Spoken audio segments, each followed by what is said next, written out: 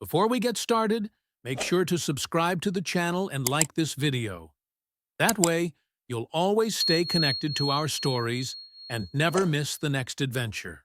The galaxy had a problem with humans, and the problem was this. They kept doing things that shouldn't work, and then those things worked anyway, and nobody could explain why. It was like watching someone juggle chainsaws while riding a unicycle across a tightrope, except the chainsaws were on fire. The unicycle was missing a wheel, and the tightrope was made of dental floss. And somehow, impossibly, they'd make it to the other side and ask what the big deal was. Cassidy was a perfect example of this phenomenon. She worked as a wildlife behavioral specialist, which sounded impressive until you realized it meant she spent her days watching apex predators try to murder enrichment toys while she scribbled notes about their social dynamics and hunting development patterns. Most species who did this job had the common sense to observe from a different postal code. Humans, as usual, preferred to press their noses against the glass and make cooing noises. Frontier's Edge was where Cassidy had been stationed for the past 6 months, a research facility orbiting a gas giant in the Andros system that looked like someone had tie-dyed a planet purple and forgotten about it. The station itself was a collaborative effort between multiple species, which meant it had the aesthetic charm of a storage container and the structural integrity of a ship held together by hope and maintenance requests that nobody had gotten around to filing yet. What made Frontier's Edge special, and by special, we mean the kind of posting that made insurance adjusters weep, was its primary research focus, the Riyal. Now, if you're unfamiliar with the Riyal, allow me to paint you a picture. Take a tiger, make it the size of a small transport vehicle, give it 6 limbs instead of 4, add reptilian scales that could deflect small arms fire, throw in retractable claws that made monomolecular blades look quaint, and then give the whole package an attitude that screamed, "I am the nightmare that nightmares have nightmares about." That was a Ralph on a good day. On a bad day? Well, there was a reason 3 entire star systems had formal treaties that basically amounted to, "Please don't make the Ralph angry. We like our infrastructure unshredded." The Ralph were protected by more galactic legislation than most sentient rights declarations. The rules were simple. Leave them alone. Respect their territory. Fund their conservation programs, and this part was in bold, underlined, and possibly written in the blood of the last idiot who'd ignored it. Do not, under any circumstances, interfere with their cubs. Riyal took parenting very seriously. Interfering with their young was considered grounds for everything from diplomatic sanctions to having your homeworld marked as that place we should probably avoid forever. So naturally, Cassidy's entire job was studying those very same cubs. She did this from behind observation glass, thankfully.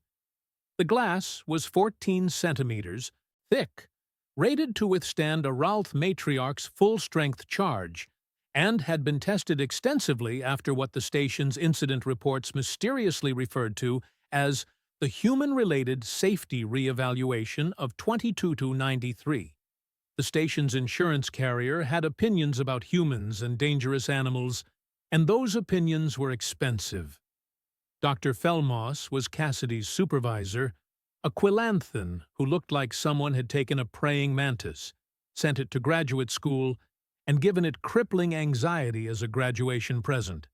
His species had compound eyes that could track multiple things at once, an evolutionary advantage he used primarily to keep tabs on what his human charge was doing at any given moment.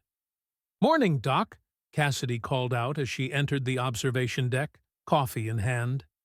Human coffee, specifically, which smelled like burnt ambition and tasted like regret. Most species found it toxic. Humans chugged it by the liter. Dr. Felmoss's antennae twitched in what Cassidy had learned to recognize as resigned acknowledgement. You are 3 minutes late to your shift.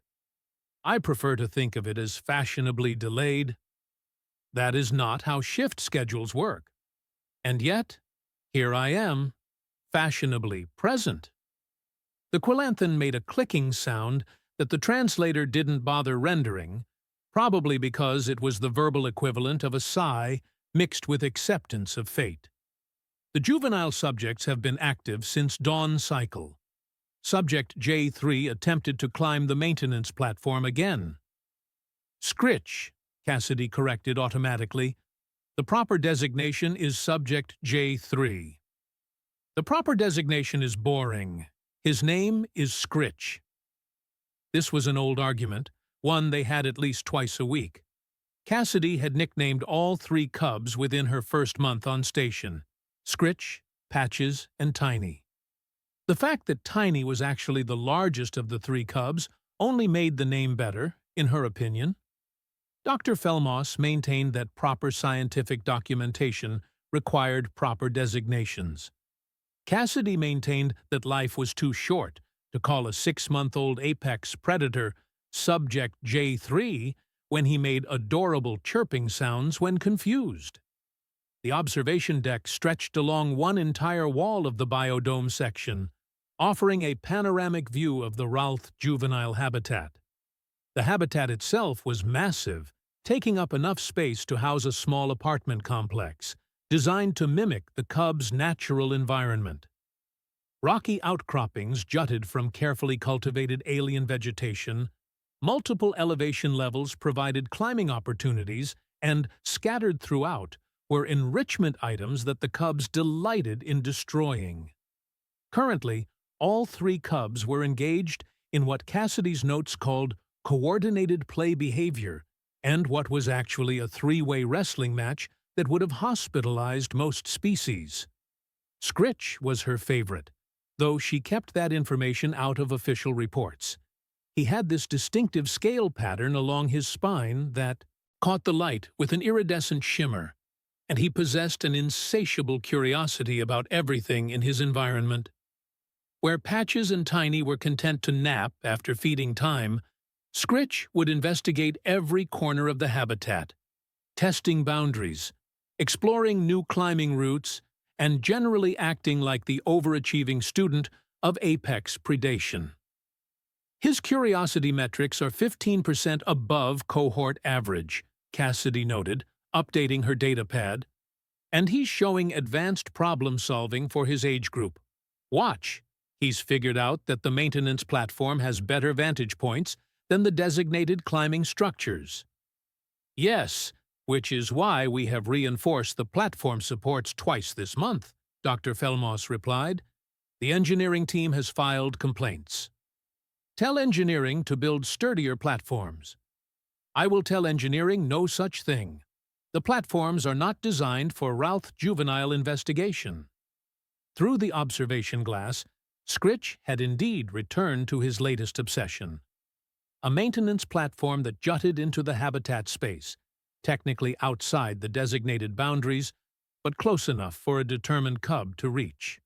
He'd been attempting to scale it for 3 days now, each time getting a bit higher before his caretakers lured him away with food or his siblings tackled him into a play session.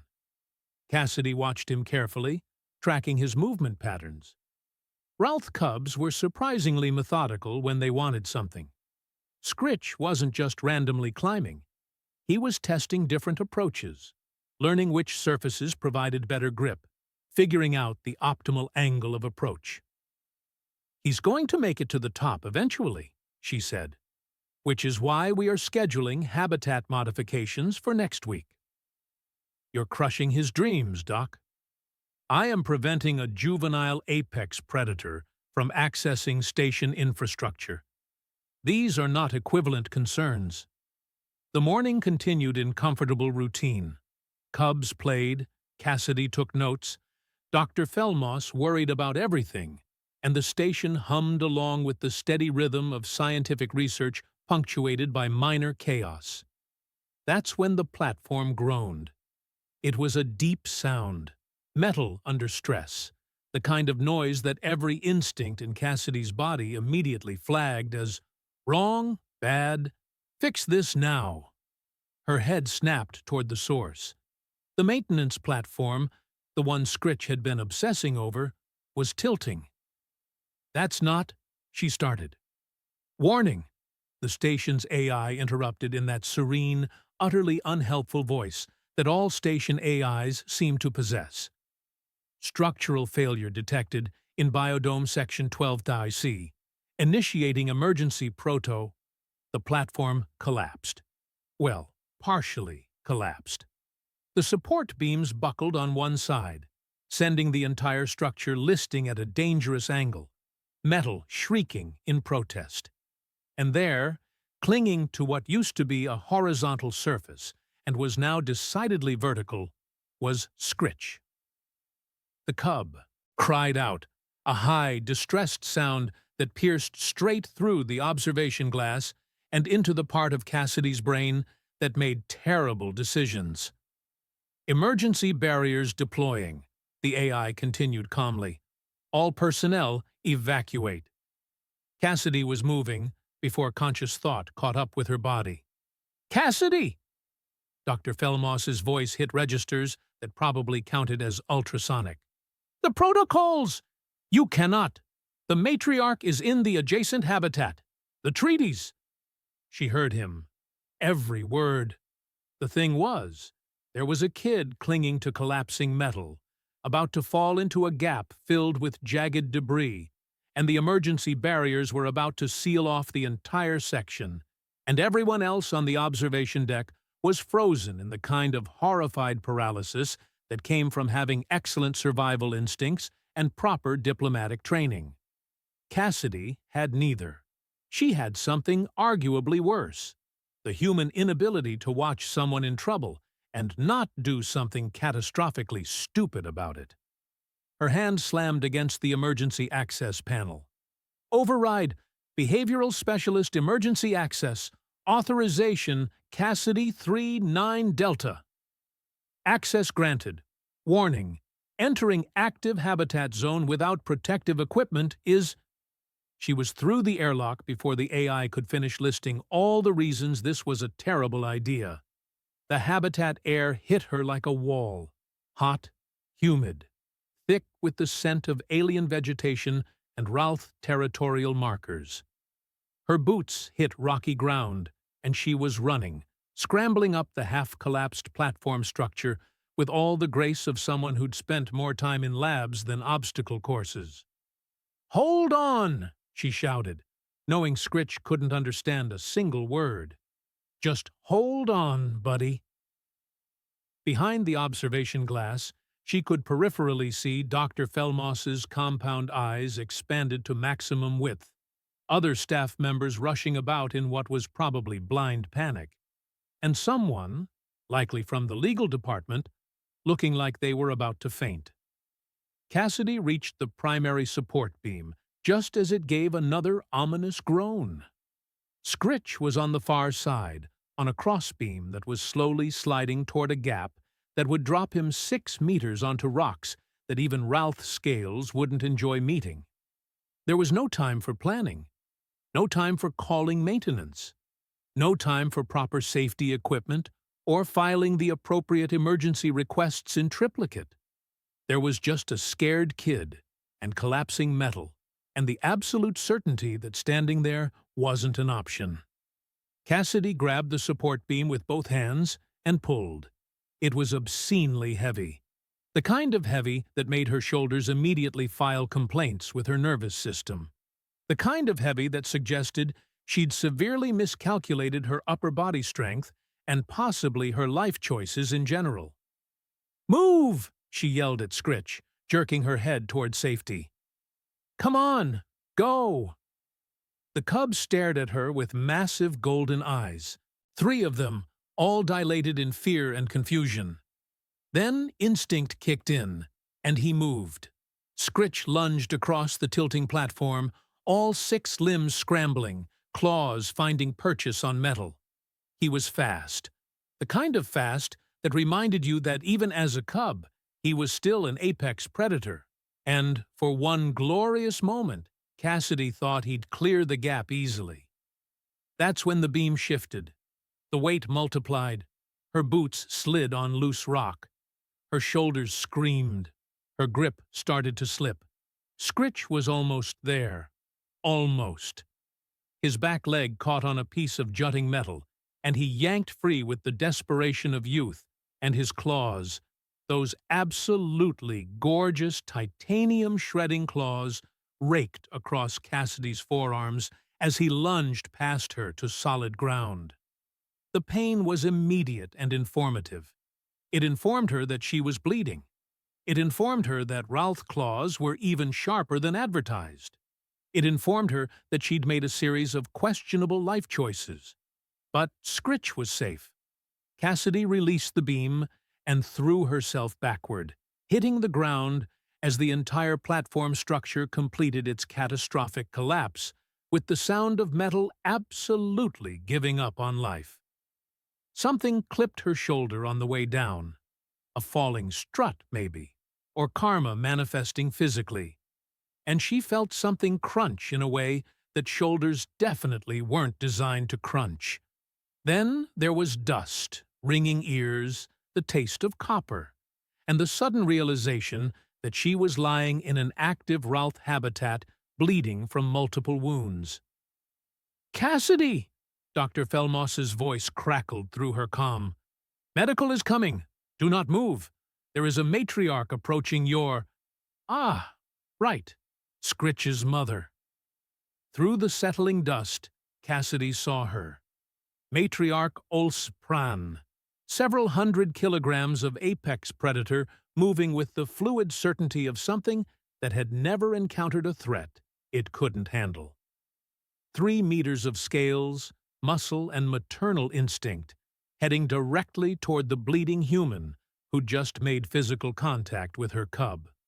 Cassidy tried to stand, made it about 30% of the way up, and decided that sitting was actually a perfectly respectable position from which to face imminent death.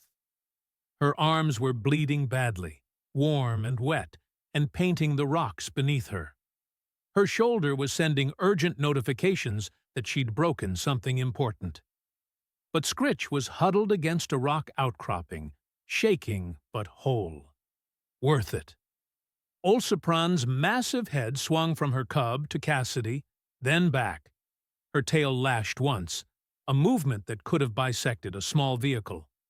"So," Cassidy said, because apparently when faced with death by angry mother apex predator, humans just kept talking. The platform was definitely not up to code. "I'll be filing a complaint with engineering." "Well, probably not personally. Probably someone else will file it. On my behalf. Posthumously, maybe." The matriarch took another step, closer. Cassidy could see all 3 of her eyes now, golden and intense, focused on the strange, bleeding creature that had touched her baby. This was it. This was the diplomatic incident. This was how humanity accidentally triggered an interstellar crisis, because one behavioral specialist couldn't mind her own business. But Pran didn't attack. She moved past Cassidy, close enough that the human could feel the heat radiating from her scales, close enough to count individual scale patterns, and went to Scritch.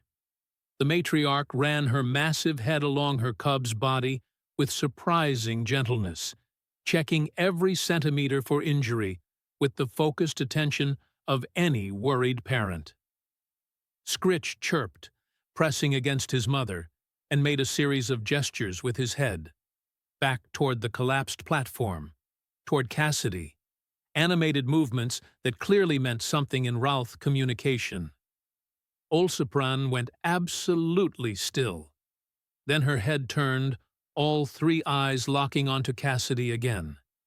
The human did what any reasonable person would do, raised her bleeding arms in what she desperately hoped was a non-threatening gesture, and smiled weakly. "He's fine," she said. "That's what matters, right? Kid's okay. Mission accomplished. The airlock burst open. Medical personnel flooded in, along with security in full protective gear, and possibly someone from legal clutching a datapad like a shield. The observation deck had apparently emptied its entire population into the habitat in a controlled panic. Dr. Felmoss was chittering at frequencies that probably registered as pure distilled anxiety in Quilanthan. Someone was shouting about containment protocols. Someone else was yelling about treaty violations. The whole situation had the organized chaos of a plan that had gone spectacularly off script and taken the script with it. The medical team surrounded Cassidy, scanners out, trying to assess her injuries, while also keeping very nervous eyes on the matriarch who was still watching the whole scene unfold. Cassidy's vision was getting fuzzy around the edges, the blood loss and shock teaming up to suggest that consciousness was negotiable. The last thing she saw before the pain and exhaustion dragged her under was Olsapran, still as a statue, those golden eyes fixed on her with an expression that was utterly unreadable. Scritch pressed against his mother's side, chirping softly, gesturing toward the human who'd held up a platform to let him escape.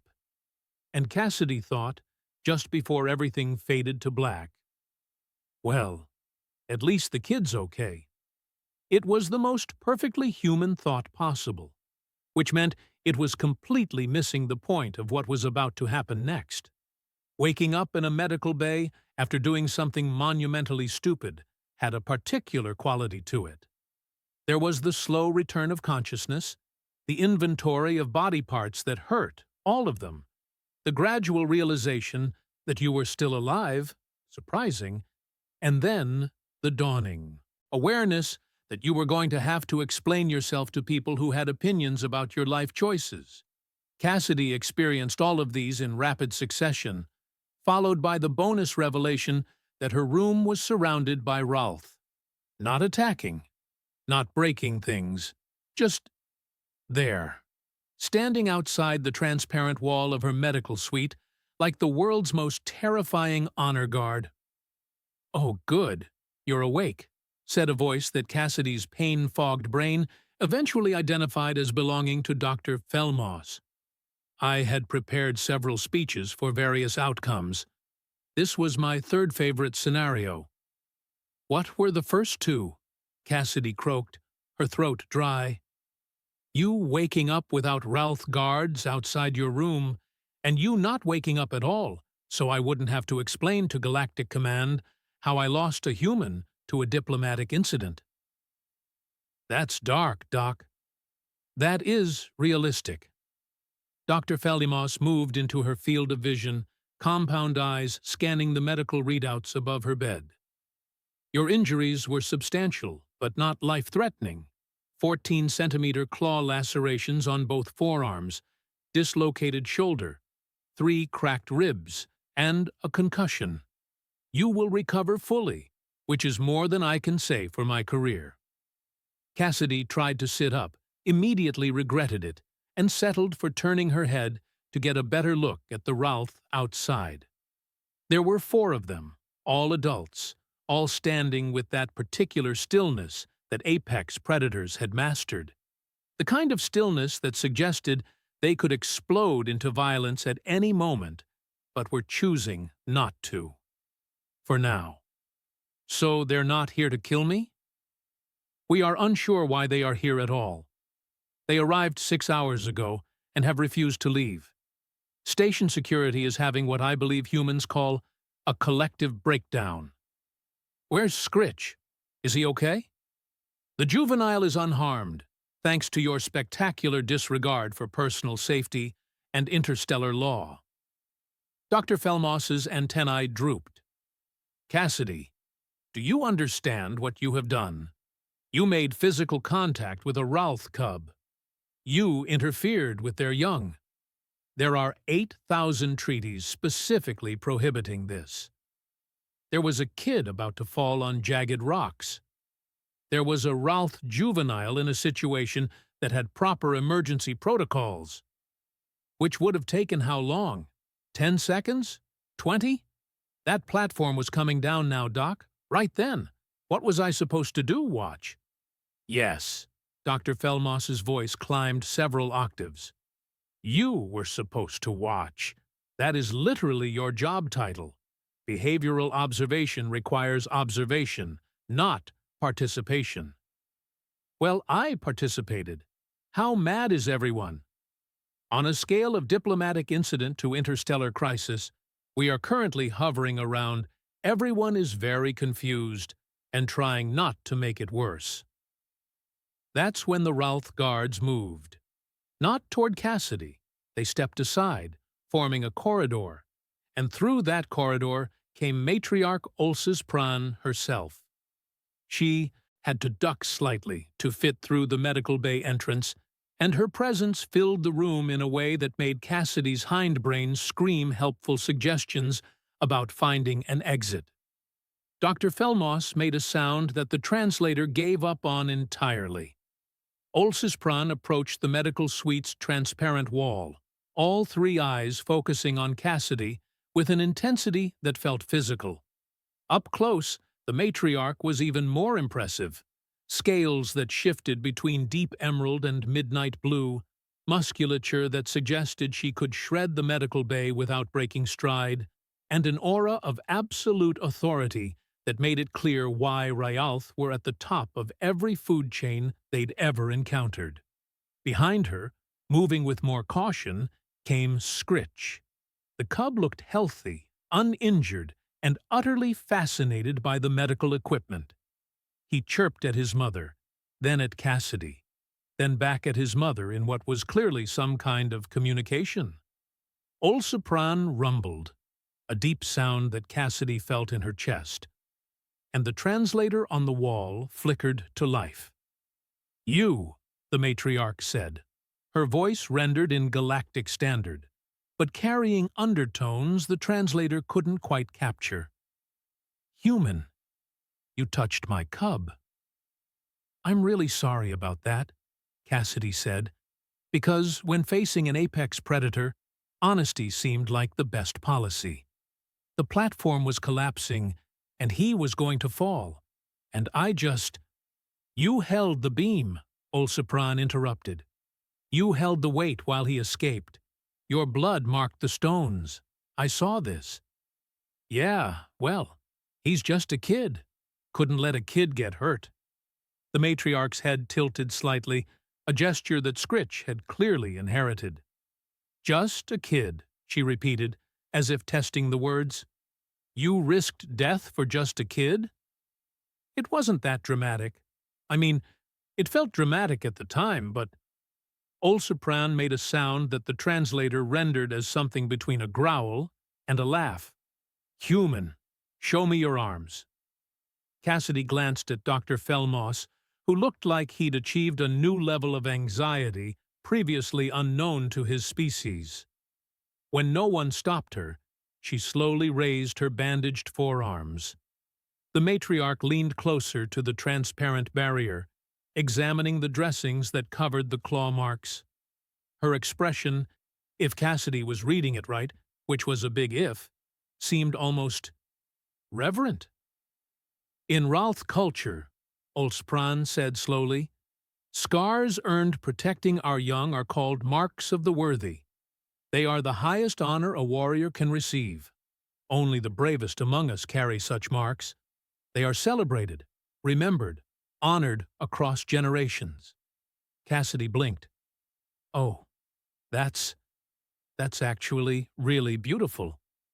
You, human, have earned marks of the worthy. You, who are not Riyal. You, who are small and soft, and should not have survived contact with my son's claws. You held a beam that would crush most species, bled upon stones to save one who is not your kind. And you call this just a kid. I mean, he is just a kid, though." The matriarch's tail swished once, a gesture that Cassidy was starting to recognize as amusement. "The galaxy believes humans are reckless, impulsive, foolish in their bravery. They are not wrong. But they miss the important part. What's the important part? You do not calculate worth before action. You see need, and you move. This is not foolishness. This is honor. Olsopron straightened to her full height. I declare before witnesses, life debt. The matriarch Olsopron of the Western Range owes Cassidy of humanity a debt of blood and protection. This debt extends to her family, her pack, her people. This is our way. Dr. Felmoss made a wheezing sound. I'm sorry, Cassidy said. Did you just say life debt? You saved my cub. I owe you a life. This is not negotiable. But I was just doing what anyone would do? Olspran's 3 eyes gleamed. No, human. You did what no one else would do. You did what only one species in this galaxy is foolish and brave enough to attempt. You did what makes you worthy. Scritch chirped and pressed against his mother's leg, looking at Cassidy with what she could only describe as adoration. Oh, Cassidy said faintly. Oh, this is going to be a whole thing, isn't it? Dr. Felmoss buried his face in his primary manipulators. You have no idea. News traveled fast in the galactic community, but news about humans doing something inexplicable traveled at speeds that violated several laws of physics and possibly common sense. Within 8 hours of Olsespran's declaration, Frontier's Edge had gone from a quiet research outpost to the most diplomatically significant location in 3 sectors. Within 16 hours, Cassidy's accidental act of heroism had been analyzed, debated, and memed across 73 different species communication networks. The general consensus was, humans did a human thing again, and somehow it worked out, and we're all very tired. Cassidy was released from medical after 2 days, with strict instructions to take it easy, avoid strenuous activity, and definitely not do anything else that would require diplomatic intervention. She nodded along to all of this, while privately thinking that taking it easy sounded boring, and she had cubs to observe. What she didn't expect was the cubs observing her right back. So this is normal now? Cassidy asked, gesturing at the 3 Ralth juveniles who had somehow ended up following her through the station corridors. Define normal, Dr. Felmoss replied, walking slightly behind her with the air of someone who'd given up on controlling the situation and was just documenting it for posterity. If by normal you mean unprecedented in all of Ralth galactic relations, then yes, perfectly normal. Scritch was at her right side, matching her pace with the kind of attention usually reserved for pack bonding behavior. Patches and Tiny flanked her left, occasionally bumping into each other as they competed for proximity. Station personnel were pressing themselves against walls to let the procession pass, staring with expressions that ranged from awe to terror to, "I'm not paid enough for this." They're supposed to be in their habitat, Cassidy pointed out. Yes, well, Matriarch Olspran has decided that her cubs should spend time with you, as part of their education, about worthiness and honor and other concepts that are giving our diplomatic staff migraine equivalents. I'm just going to the observation deck to do my actual job. You are being followed by 3 apex predator juveniles through a multi-species research station. Your actual job has evolved. This was true. What had started as Cassidy's regular duties had transformed into something the station administration was tentatively calling cultural exchange liaison work, because they needed to call it something on the official reports, and human accidentally becomes Ralth ambassador through sheer stubborn kindness was too long for the forms. Other species watched this development with the kind of fascination usually reserved for watching someone juggle live explosives while standing on a tightrope. The Ralth, the galaxy's most dangerous apex predators, the species with more do not disturb treaties than some planets had moons, were treating a human like an honored warrior. Their juveniles followed her around. Their matriarch had declared a life debt. It was the kind of thing that made xenobiologists reconsider their entire understanding of interspecies relations. "Has anyone figured out how to explain this to Galactic Command?" Cassidy asked.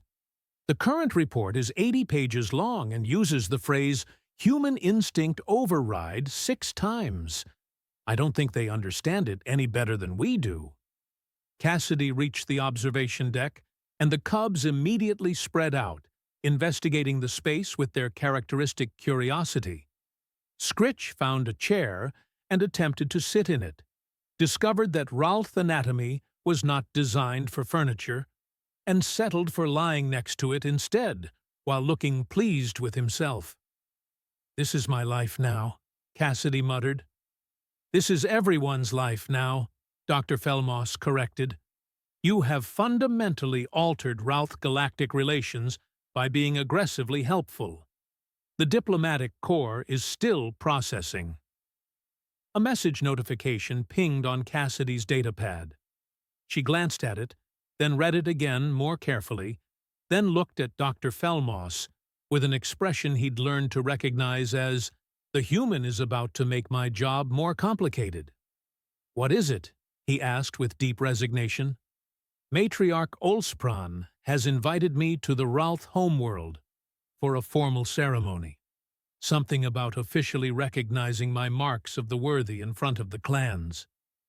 "Of course she has. It says I'm expected to participate in traditional honor customs." "Of course you are." "Doc, I don't know anything about Ralth traditions." "No one does. They're notoriously private about their cultural practices.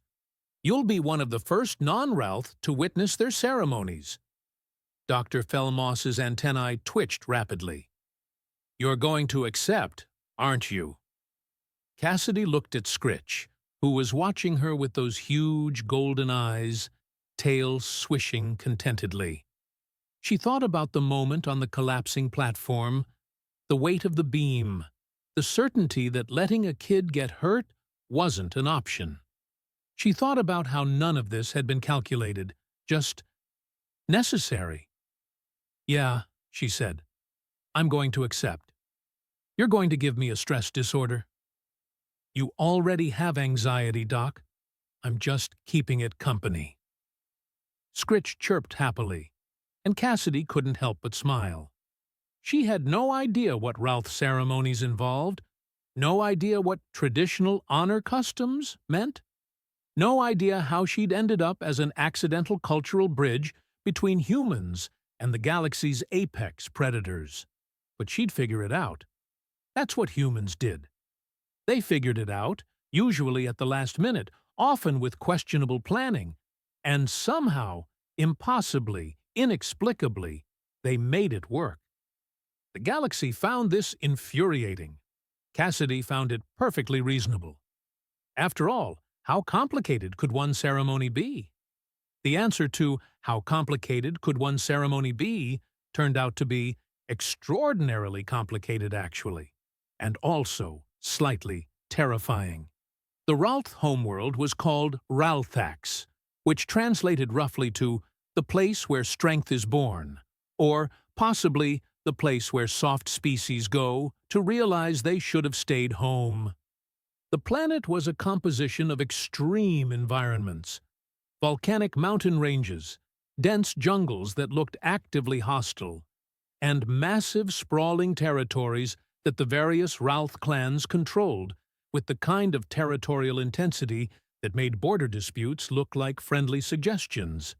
Cassidy arrived via diplomatic transport, accompanied by Dr. Felmos, who'd insisted on coming because someone needs to document your inevitable diplomatic incident, and a small security detail who looked like they'd rather be literally anywhere else. The landing site was in the Western Range territory, Matriarch Olspran's domain. As the transport descended, Cassidy could see Ralth moving through the landscape below. Dozens of them, hundreds maybe, gathering for what she'd been told was a significant cultural event. "Why do I feel like I'm about to be the main course at a very formal dinner?" Cassidy muttered. "Because your survival instincts are finally developing," Dr. Felmoss replied. "Approximately 6 months too late, but better than never." The ceremony site was a massive natural amphitheater carved into volcanic rock, terraced levels rising in concentric circles around a central platform. Riyal filled the spaces, their scales creating a living tapestry of colors: emerald, sapphire, deep crimson, midnight black. The sight of hundreds of apex predators in one place was the kind of thing that made Cassidy's hindbrain suggest that running away was a valid life choice. Matriarch Olsopran met them at the entrance, along with Scritch, who immediately bounded over to Cassidy and made happy chirping sounds while trying not to accidentally knock her over with enthusiasm. "Easy, buddy," Cassidy laughed, steadying herself. "I'm still healing, remember?" "He has not stopped talking about you since you left the station," Olsopran said, her translated voice carrying warmth. "He tells everyone about the human who held the sky to save him." "I held a beam, not the sky. To a cub, there is no difference." The matriarch gestured toward the amphitheater. "Come. The clans have gathered to witness." What followed was unlike anything Cassidy had experienced. She was led to the central platform, where Elder Ralph, their scales bearing the patina of age and countless scars, sat in positions of honor. Olsopran began speaking in the Ralph language, her voice carrying across the amphitheater without need for amplification. The translator in Cassidy's ear rendered the speech. "We gather to honor one who is not Riyal, but who has earned Riyal honor. One who bled protecting our young. One who carries marks of the worthy." The assembled Riyal responded with a rumbling sound that Cassidy felt in her chest, a vocalization that seemed to resonate through the volcanic stone itself. Warriors stepped forward, one by one, displaying their own scars. Each told a story: battles fought, cubs protected, dangers faced. It was beautiful and terrifying in equal measure, this display of survival and sacrifice. And then Olsopran gestured to Cassidy. "Share your battle," the matriarch said simply. Cassidy stood there, hundreds of golden eyes watching her, and tried to figure out how to explain that she hadn't fought a battle. She'd just done what needed doing. "There was a cub in danger," she began, her voice amplified by the natural acoustics. "A platform was collapsing. I couldn't reach him in time to pull him to safety, so I held the structure, long enough for him to escape. That's all it was. Just keeping a kid from getting hurt." The amphitheater was silent. Then one of the elders spoke, his voice rough with age. "Just keeping a kid from getting hurt." She says this as if it is simple, as if the weight did not threaten to crush her, as if the pain did not matter, as if survival was not uncertain. "She did not think," another elder added. "She moved. Need existed.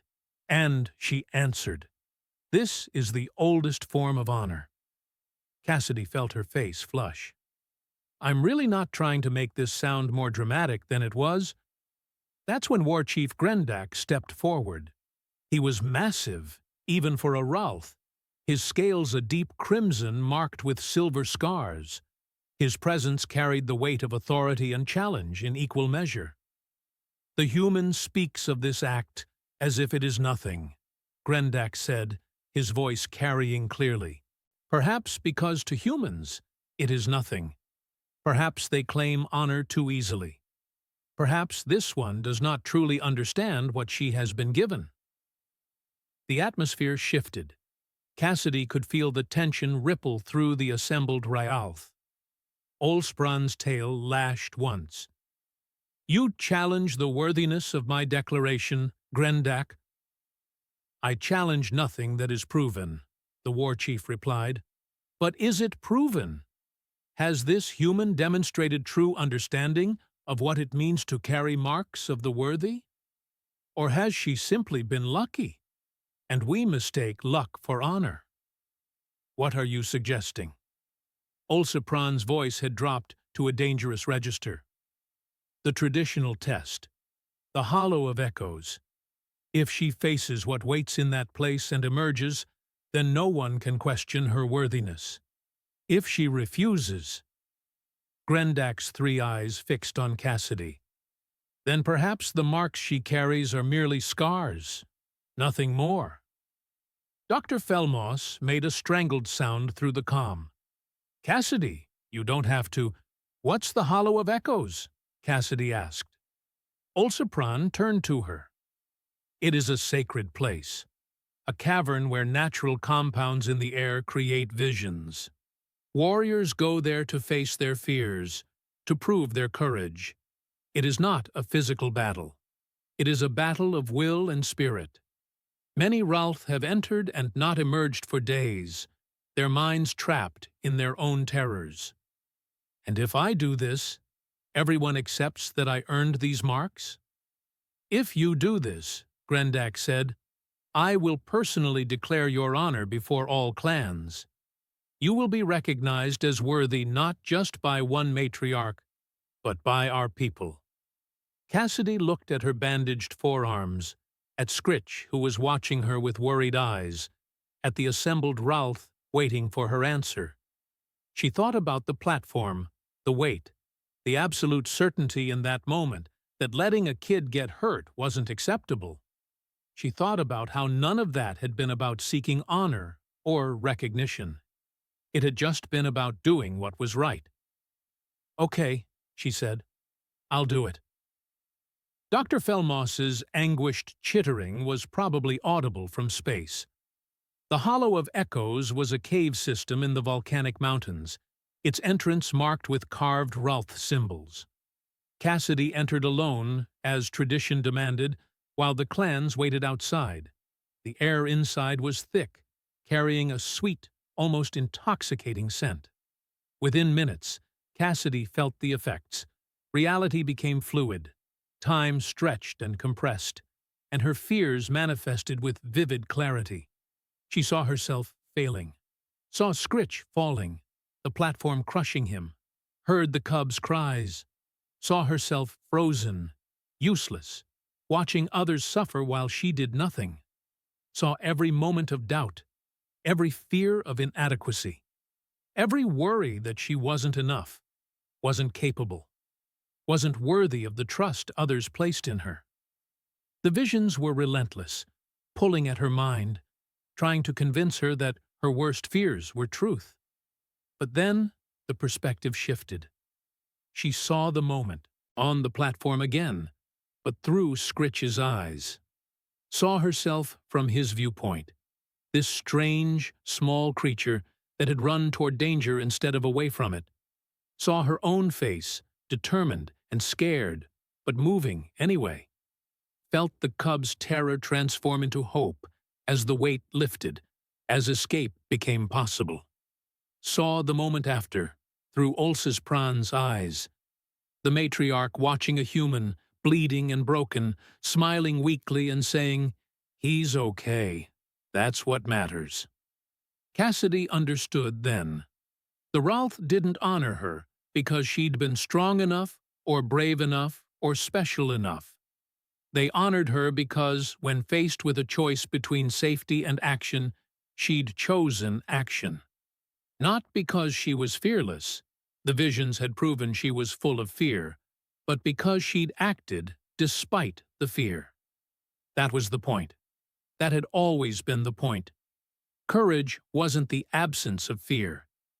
It was moving forward when every instinct screamed to stop. Cassidy walked through the visions, acknowledging them, accepting them, and continuing forward. The cave system twisted and turned, reality bleeding at the edges, but she kept moving. One step, then another. then another. Dawn was breaking when she emerged from the hollow of echoes. The assembled Ralph were waiting, silent.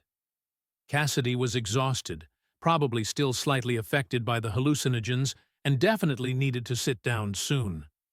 Grendak approached, studied her for a long moment, then lowered his massive head in a gesture of respect. "She emerges," he announced to the clans. "The human has faced the hollow and walked free. I declare her worthy before all who witness. Let no one question the honor of these marks."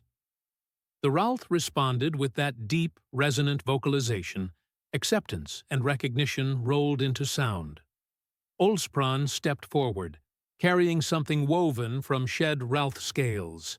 A band, intricate and beautiful, traditional honorwear of legendary protectors. She placed it carefully on Cassidy's wrist, just above the bandages. "Scar-bearer of the small," the matriarch said formally. "You are recognized. You are honored. You are one of us in spirit, if not in form." Scritch bounded forward, chirping excitedly, and Cassidy couldn't help but laugh. Exhausted, slightly hysterical laughter that probably wasn't dignified but felt absolutely necessary. "So," she said to Dr. Felmos through the comm, "how's that documentation coming along?" "I have resigned myself to the fact that wherever you go, history follows," he replied. "Also, you're trending on 68 different planetary networks. The humans are very proud. Everyone else is confused and slightly concerned." "That sounds about right." The ceremony concluded with a feast, with warrior songs, with cubs playing at Cassidy's feet, while adults shared stories of their own trials. The galaxy would spend months analyzing this moment, trying to understand how one human had accidentally bridged a gap that had existed since first contact. But standing there, wearing honor scales on her wrist, surrounded by apex predators who'd accepted her not despite being human, but because of what being human meant. The impulsive kindness, the stubborn courage, the refusal to calculate worth before action, Cassidy understood something the analysts would miss. Humans didn't become heroes by trying. They became heroes by simply refusing to look away when someone needed help. It was that simple. It was that complicated. It was, as the Ralph would say, worthy. And as Scritch settled beside her, his massive head resting against her leg while she absently scratched behind his auditory ridges, Cassidy thought that maybe, just maybe, accidentally becoming a legend wasn't the worst thing that could happen. Even if it did give her supervisor chronic anxiety. Especially if it meant kids, any species, were a little bit safer. That, she decided, was worth every scar.